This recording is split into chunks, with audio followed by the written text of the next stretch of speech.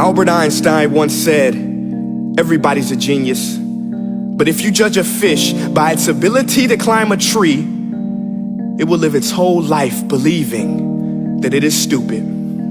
Ladies and gentlemen of the jury, today on trial we have modern day schooling. Glad you could come. Not only does he make fish climb trees, but also makes them climb down and do a 10-mile run. Tell me, school, are you proud of the things you've done? Turning millions of people into robots, do you find that fun? Do you realize how many kids relate to that fish?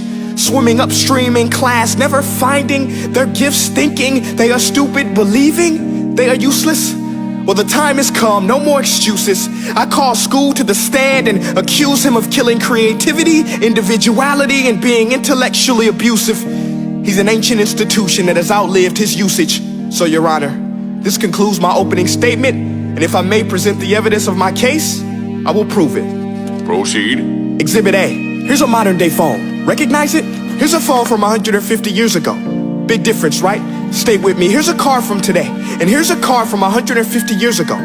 Big difference, right? Well, get this. Here's a classroom of today, and here's a class we used 150 years ago. Now ain't that a shame? In literally more than a century, nothing has changed.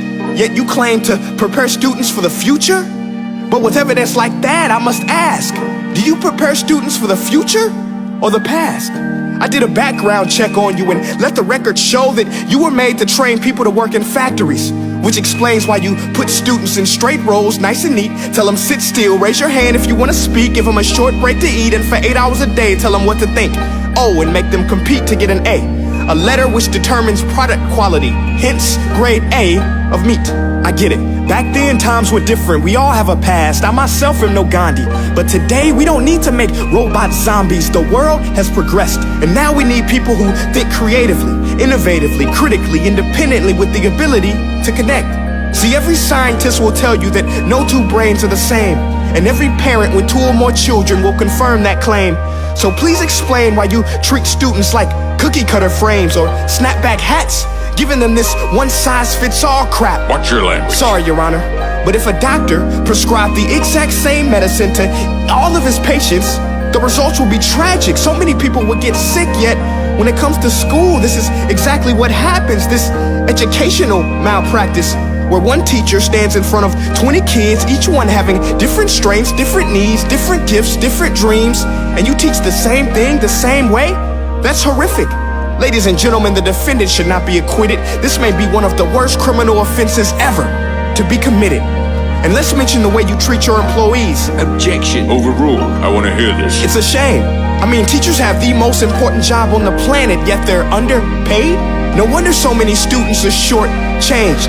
Let's be honest, teachers should earn just as much as doctors, because a doctor can do heart surgery and save the life of a kid, but a great teacher can reach the heart of that kid and allow him to truly live. See, teachers are heroes that often get blamed, but they're not the problem.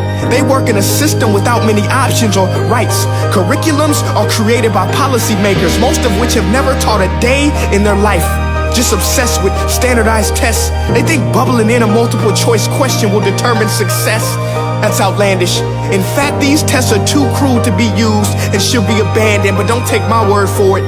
Take Frederick J. Kelly, the man who invented standardized testing, who said, and I quote, "These tests are too cruel to be used and should be abandoned." Ladies and gentlemen of the jury, if we continue down this road, the results will be lethal. I don't have much faith in school, but I do have faith in people. And if we can customize healthcare, cars, and Facebook pages, then it is our duty to do the same for education, to upgrade it, change it, do away with school spirit, because that's useless. Unless we're working to bring the spirit out of each and every student, that should be our task. No more Common Core. Instead, let's reach the core of every heart in every class. Sure, math is important, but no more than art or dance. Let's give every gift an equal chance. I know this sounds like a dream, but countries like Finland are doing impressive things. They have shorter school days, teachers make a decent wage, homework is non-existent, and they focus on collaboration instead of competition. But here's the kicker, boys and girls. Their educational system outperforms every other country in the world. Other places like Singapore are succeeding rapidly. Schools like Montessori, programs like Khan Academy, there is no single solution. But let's get moving, because while students may be 20% of our population, they are 100% of our future. So let's attend to their dreams, and there's no telling what we can achieve.